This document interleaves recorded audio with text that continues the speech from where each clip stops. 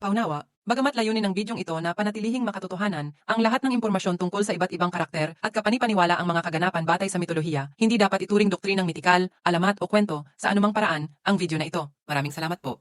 Magandang araw sa inyong lahat. Maligayang pagdating sa Sulyap sa Diwa, ang inyong daan tungo sa mundo ng mitolohiyang Pilipino.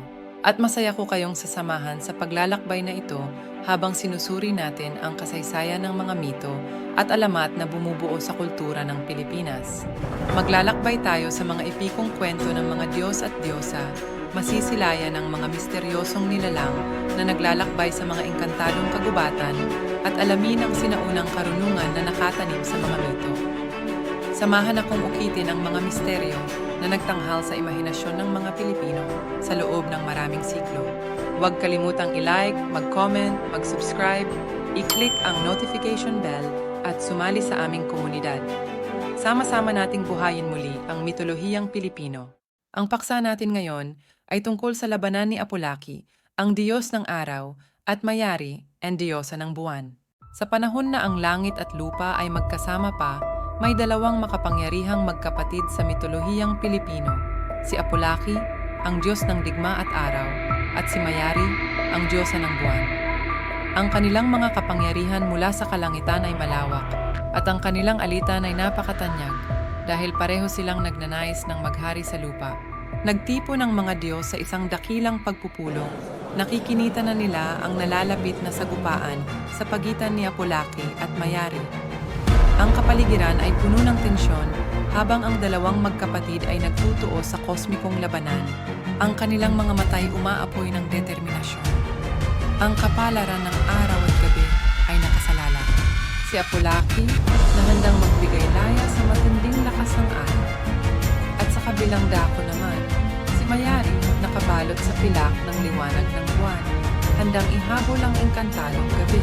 Ang laban ay sumiklab ng libu-libong taon. Walang isa sa magkapatid ang nagpapagabi. Ang mga liwanag ni Apolaki ay naglalakbay sa langit, nais na palayasin ang gabi, habang ang mahinahong dinas ni Mayari ay sumusupil, tumututol sa walang tigil na atake.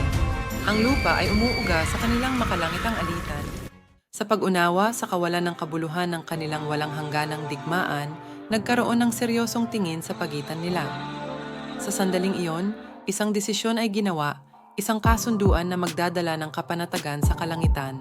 Si Apolaki, sa pagkilala sa lakas at kagandahan ng kanyang kapatid, ay pumili ng awa kaysa pagsakop.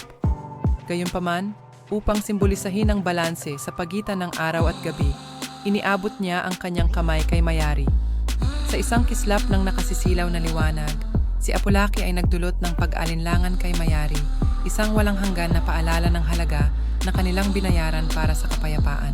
Sa bagong pagkakaunawaan, nagpasya sina Apolaki at Mayari na hatiin ang kanilang pamumuno sa lupa.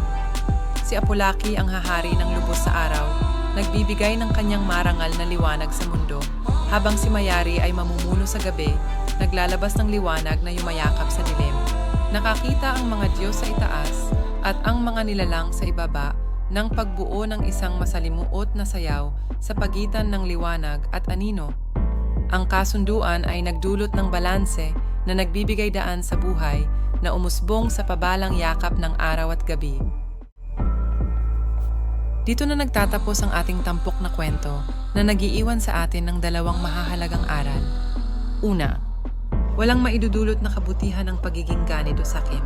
Pangalawa, lahat ng di pagkakaunawaan ay napag-uusapan ng mahinahon at di kailangang idaan sa dahas.